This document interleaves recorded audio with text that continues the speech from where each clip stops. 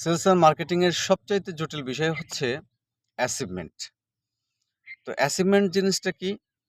Achievement বলতে আমাদের দেশে আমাদের ঊর্ধ্বতন অফিসারগুলো বোঝায় এটা মান্থলি যে টার্গেটটা দেওয়া আছে সেটাকে ফুলফিল করা হয়েছে কিনা বা লক্ষ্যমাত্রা অর্জন করা হয়েছে কিনা। অ্যাচিভমেন্ট বলতে আমাদের দেশে এইগুলোকে বোঝানো হয়। কিন্তু আমি বলছি মার্কেটিং এর জটিল বিষয় এইটা, যারা হায়ার এডুকেটেড পারসন তাদের ক্ষেত্রে অ্যাচিভমেন্ট কিন্তু এইটা না। মান্থলি যে টার্গেট সেটাকে ফুলফিল করাটা অ্যাচিভমেন্ট না, যারা হায়ার এডুকেটেড পারসন অথবা কোয়ালিফাইড ইন্টেলিজেন্ট।